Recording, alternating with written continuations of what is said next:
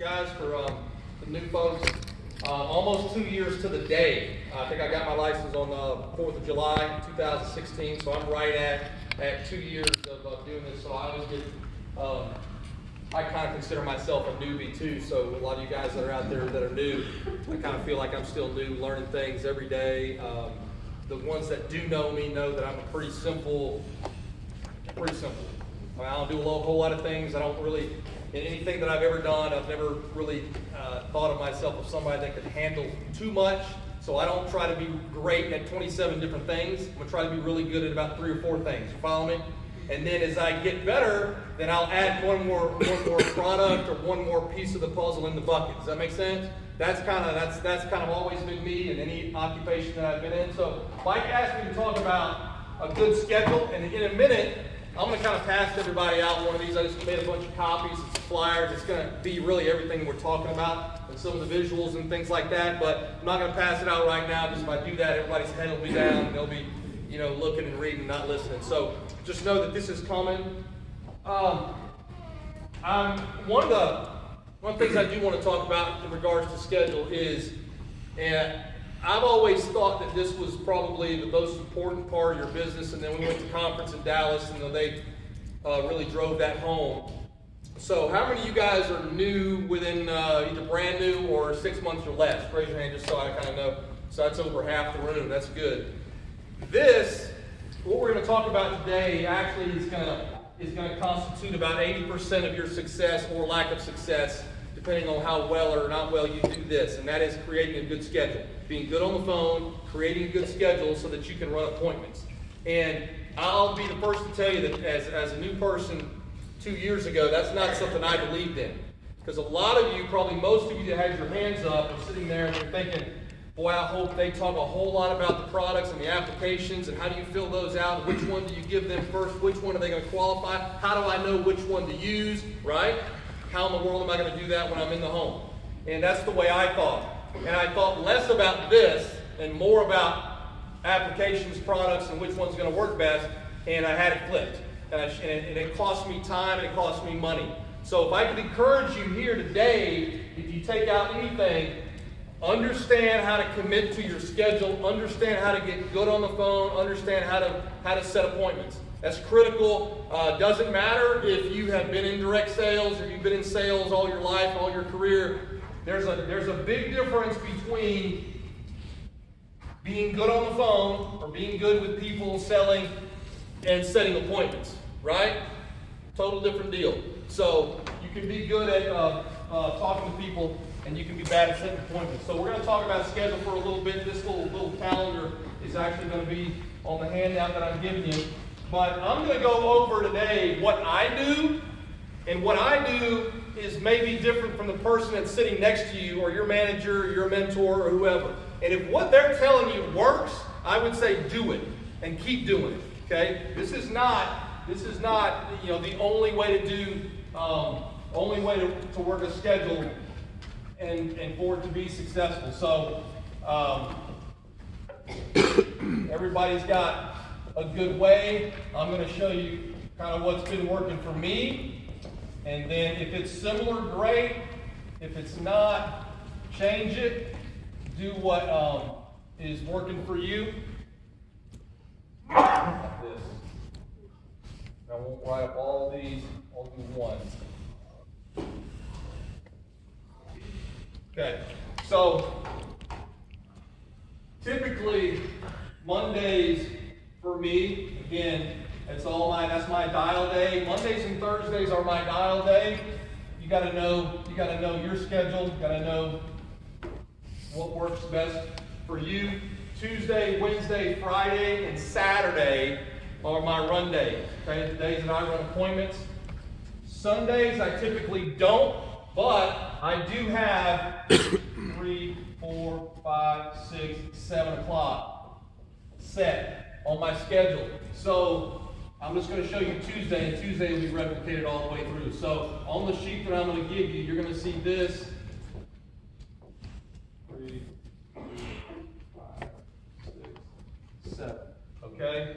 So this was replicated on Wednesday. It's the same on Friday. It's the same on Saturday. Okay? So on my run days, which is Tuesday, Wednesday, Friday, Saturday, it looks like this on my schedule book. And one of the things that's on this to remind you is have your times, all right, the days that you're running business, have your times already set before you pick up the phone to call the first person. Okay? That's really important. I have seen some new agents that don't do that. They just kind of leave that blank, and whatever the person tells them, they write it down. And then it just really, it's going to throw off your day, and it's going to mess up your schedule. So remember this, that when you're setting your schedules, your client doesn't need to dictate the times, okay? They need to fit into your schedule. So for example, if you give them a couple of times and you say, hey, I'm going to be in your area right down the street from you at 9 and 10 o'clock, which one of those works best for you? And they say, well, how about 9:30? Now, I can't do 9:30, I'm going to be in the house, but I can do 9 or I can do 10. Which one works better? And they'll pick one. Okay? They'll make it work, and you'll fill it in. Because what will happen is if you just say, yeah, okay, I guess I can do 9:30, you'll put it at 9:30, then that screws up your 10, and you got to, right? And you got to either erase all these, you got to make your adjustment, and that's just not how it works. It's the same way when you go make an appointment at the dentist office, right? You call them, I got to bring my kid in, they say, well, I got a 10 o'clock and a 12 o'clock. Which one of those works best for you, right? You don't say, well, I can do 9. She's going to say, can't do 9. Do 10, do 12. And what do? You pick one. Yeah. Right? You pick one, you put it on your schedule, and that's the way it works. So that's the way it is here, too. They got to understand or at least believe that you are an extremely busy person. I got 2 spots. Okay? Or I got 2 spots here, or you make it work. But make sure you give them a couple of options. So again, this is kind of what my week looks like. I would say this. Everybody's week doesn't always look like this. A couple of weeks ago, mine didn't look like this because I had some kind of family thing I had to do. Okay? But in my house, I've got the next 2 weeks, they look like this. So my wife already knows that on Mondays and Thursdays of this week and next week, this is what it's going to look like. So she'll adjust the family deals around, when we're going to go take the kids to a movie or go out to eat. It's going to have to be either Monday, Thursday, or Sunday. You follow me? Okay? And then we'll sit down every Sunday night or whatever, and we'll talk about the next week and adjust. So if I've got something going on Monday that I just absolutely have to do or need to do with the family, then, I'm sorry, not Monday, but Tuesday, then I may dial on Sunday all day and run on Monday, because I know I'm not going to be here on Tuesday. Does that make sense? Okay, so do that, and then I'll just adjust the rest of the week. But any way I draw it up, there's going to be 4 days that I'm running.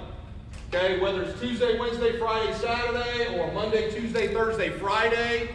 I know some of you guys do that. The other reason that Monday, Thursday is a popular day with agents is because there's a lot of live training that goes on Mondays and Thursdays. And it's a great way for you to take advantage of the live training by making those your dial days.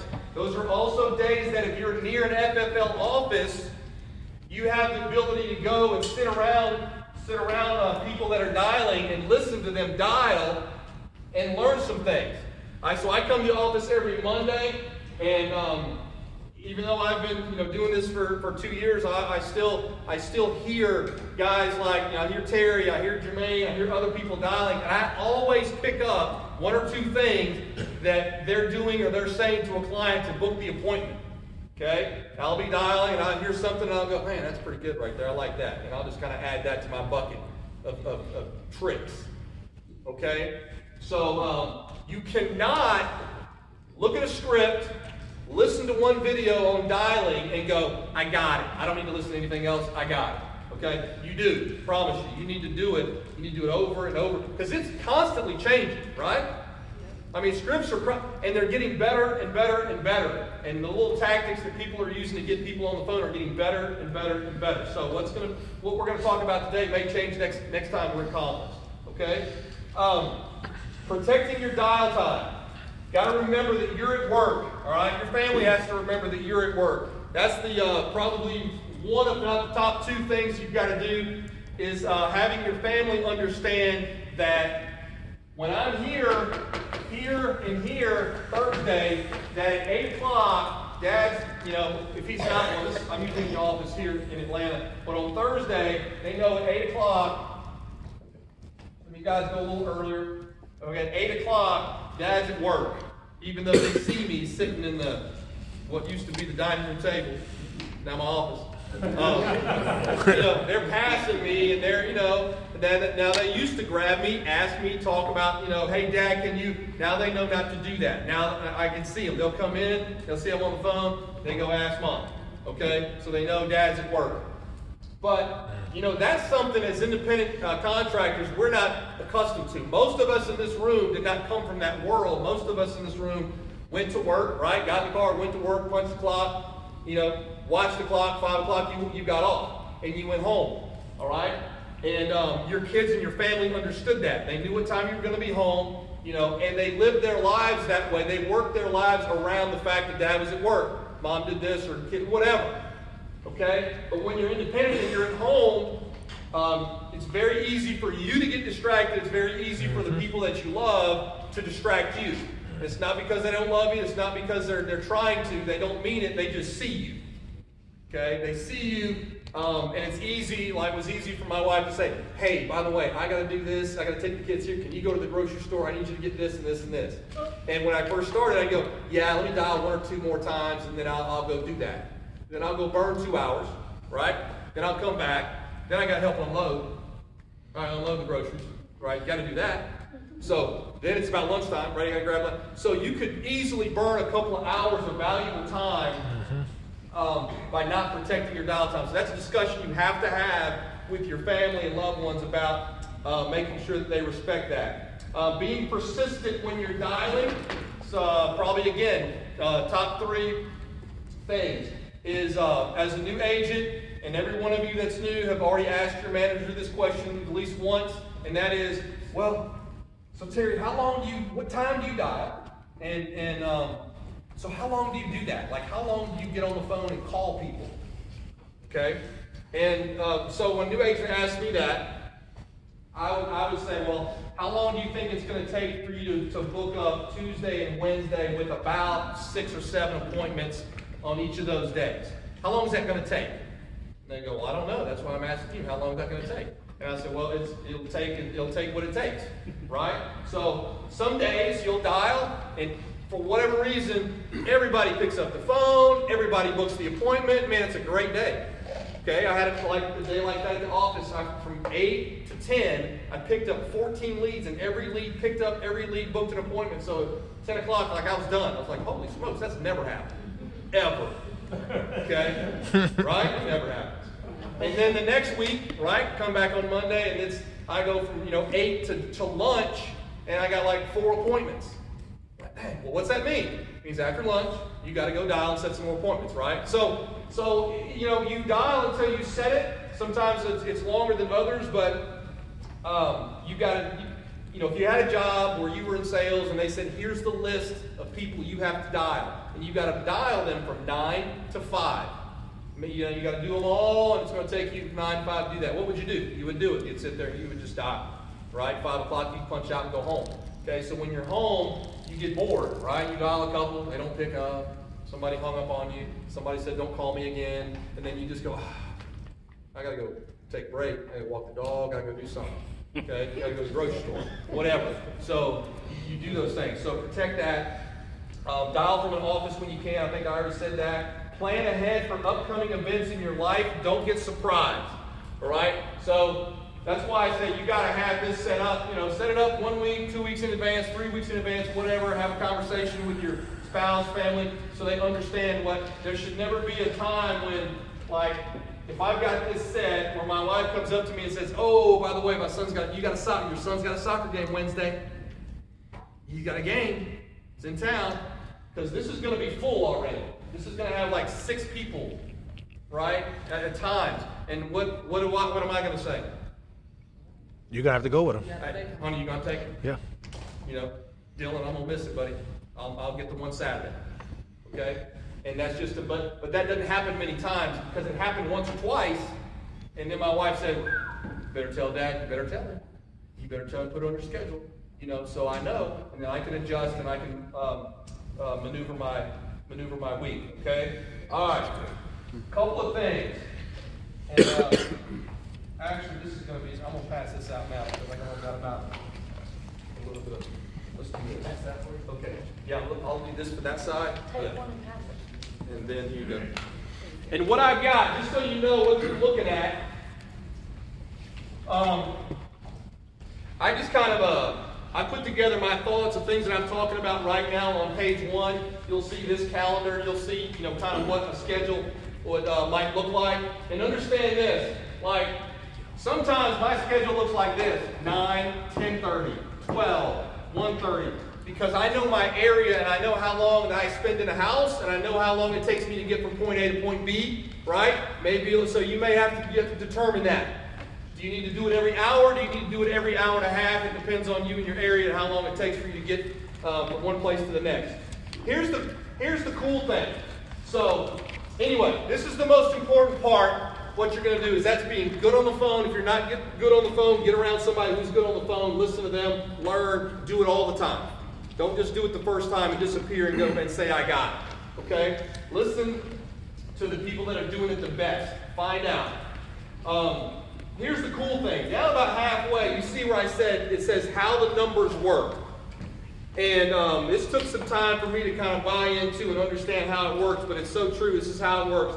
The numbers you're seeing there are the last 4 weeks for me. Okay, so it's the last 4 weeks for me. The first one is this past weekend. Okay, so you see right there, I put a little chart as to what those numbers mean for you new people.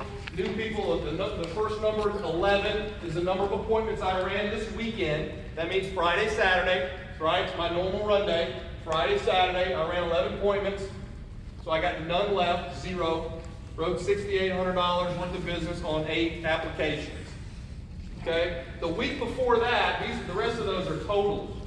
So I had 18 appointments the previous week, I wrote 8 applications. The previous week I had 24 appointments, I wrote 12. The week before that I had 24 appointments, I wrote 13. Okay? So my point in that whole thing is the numbers that were in bold right there.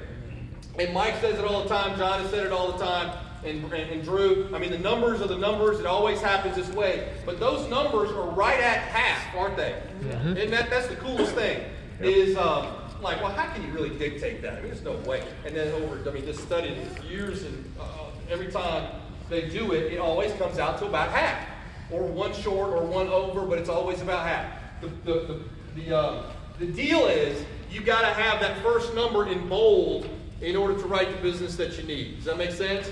And why is that? Because you can look right below that. You'll see in the last 4 weeks the number of reschedules I had, the number of no-shows I had, and the number of people that just said no for one reason or another.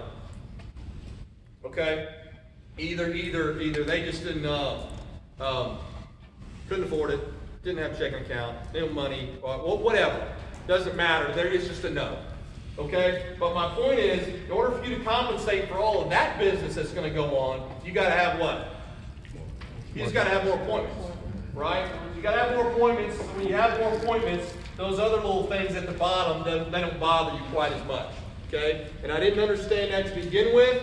So I was fired up, man. When I first started setting appointments, the very first week, I'll never forget, I had 5 appointments.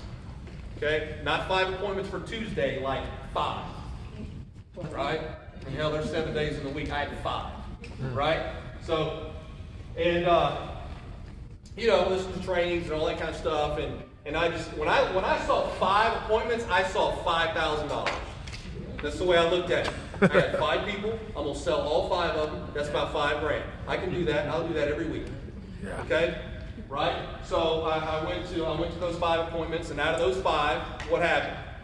No show. 1. Those things at the bottom, right? Those things at the bottom was what happened. Okay, somebody rescheduled. I had 2 people no show. 2 or 3 said no. I sold 1. Okay, I was lucky enough to sell 1.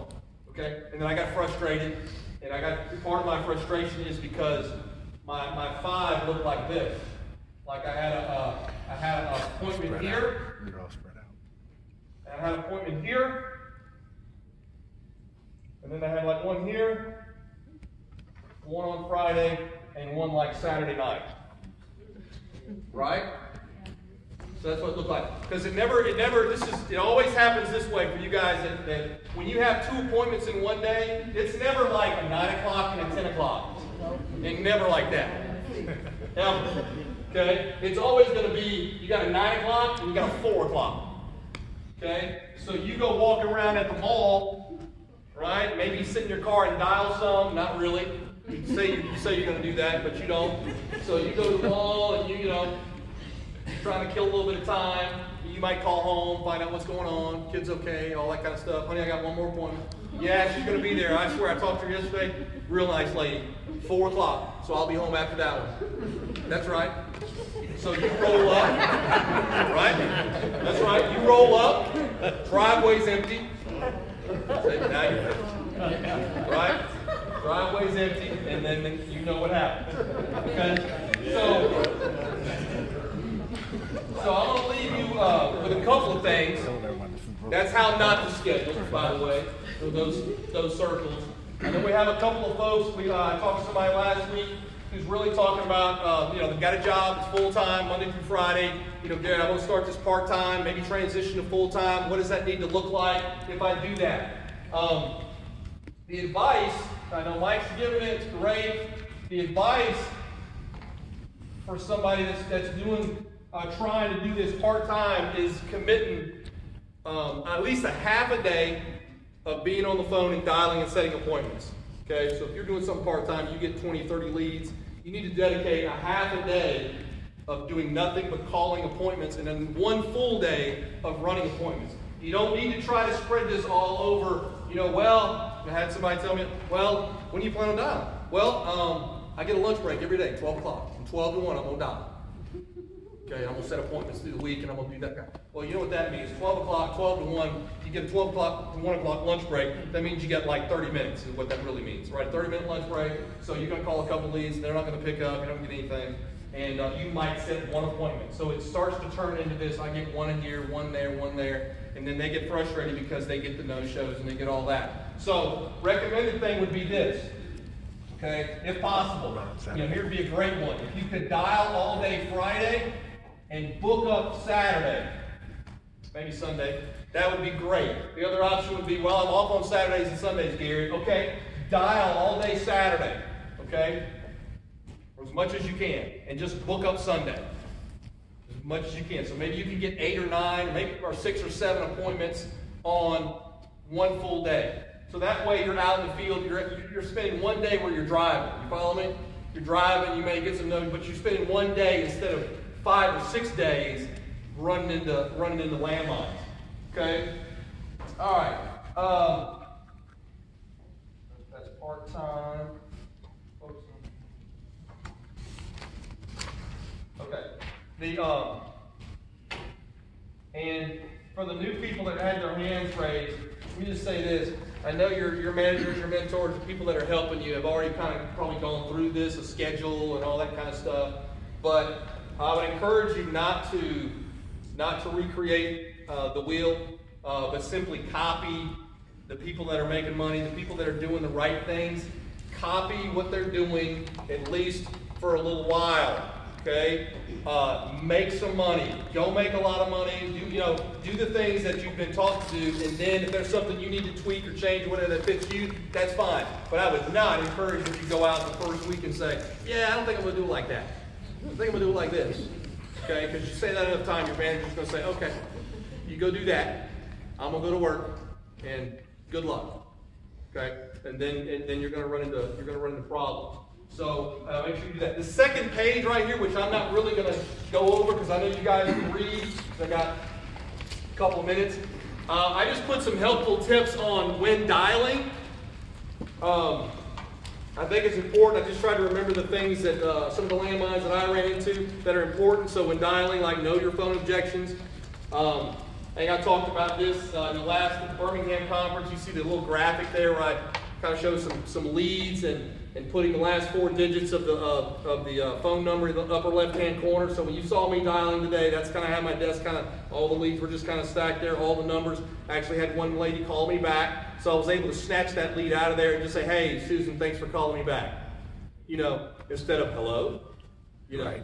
So that's why I like to do that. So it will help you, and they will call you back. I'll have at least 3 people call me back every day that I dial, and I'm able to book all 3 of those because I can snatch it right out of there and just call them by name and book the appointment, okay?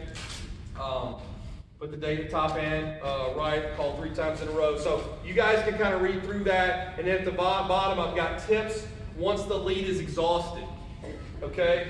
And you've got the date. I write the date up in the upper right-hand corner of the lead so I know at least how long I've had the lead. And that's about all the writing I really do on the lead. I don't put tally marks like I've called them once, called them twice, called them 3. I used to do that. Okay, but then it played mind games with me because then I would grab the lead the next day I was dialing and I'd go, man, I've already called it like 15 times. Then I'd set it aside because your mind tells you you've called them too much or not, you know what I mean? And so I don't do that anymore. I pick it up, it almost looks like it's brand new. So I dial them like it's brand new. And we just I kind of move on from there. But I can see the date, and there's some ideas that I've done that have worked. It's crazy how it works, but like the first one I leave, once I've had to leave for maybe a couple of weeks, I'll do that first one. You know, hey, Mary, and I'll hang up. Crazy, they'll call you back. Okay? So I'm going to leave them just enough that they can't really recognize who it is, but they're thinking to themselves, that kind of sounds like Johnny. I can't tell. Yeah, let me call that person back. And they'll call you back and they'll go, hello. Right? And I'll just kind of play it off. I'll say, hey, Mary, hey, I think I was trying to leave you a message. I think I hung up on you. Maybe my cheekbone hung up. I don't know. Anyway, and I get right into my script. Thanks for calling me back. Let me tell you why I was calling, and we'll go from there. She's like, oh, okay, yeah, I heard this message, and I was like, yeah, I said, I don't know if I ran into a bad spot, cell service, or whatever. Anyway, and you just get right back into your script. So, and then leaving an extended voice message later. That's, again, this is, I amazingly booked an appointment that I had like since December. I don't even know how I pulled it out of my lead folder. It just happened to be there, but it's December, and so I just said, you know what, I know I've dialed this thing probably 100 times, and I left a message, just thinking last-ditch effort, let me just leave that, and then the next thing you know, call you back. So you're not always going to get that, but every now and then you will. And then there's the text message I'll leave at the bottom. Again, that's a last-ditch effort. Like, I don't pick up a brand new lead and start texting them, okay? But if I know this lead's either going to go to somebody else, or we'll just try one last deal. So I take a picture of the lead. I only take a picture of the part that they filled out. You know what I'm talking about? The handwritten part, you put their name, all that stuff. Take a picture of that. I usually send a headshot of myself. You know, some of you guys do that. You don't have to. But just kind of let them know, here, this is who I am. This is why I'm calling. And then it's amazing. I didn't believe this because I just started doing this like not too long ago. And then, I send the text and kind of forget about it and just keep dialing. Then next thing you know, it's like, ding, 6 o'clock works. You're like, dude, wow. I'm like, awesome. Look forward, So every now and then you'll get one that works. Let's see. All right, last thing. I want to encourage you to do this. We've had this conversation before. And, you hear a lot of things about goals as you're working here, which are great in any line of work, any business. You need to set goals. I don't care what you're doing. I was a strength and conditioning coach, speed coach for like 20 years. So everything we did was about goals, okay? We had goal boards, top 10 this, top 10 that, and we set, yearly goals and where they wanted to be as a sophomore, junior, senior. So I get all that. But I would say this, when we all do it at the beginning of the year, hopefully you did. January 1st you said, this is where I want to be by the end of the year, right? Into 2018, this is where I want to be. End of the quarter, by mid-year, this is where I want to be, or I want to make this much money, I want to have this, whatever that is. Hopefully you did that because that's just a sign that at least you're thinking outside the box and thinking you've got some forward thinking. But here's what I would encourage you to do early.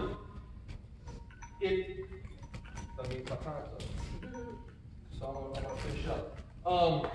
If you're not careful, goals are important, but goals can also be a curse if you don't, manage them the right way. So if you're focusing on what you're going to do at the end of the month, I want to do this. I want to issue pay $20,000 a month. And you just kind of keep focusing on that. You'll lose sight of this really quickly and the 20K won't happen. All right?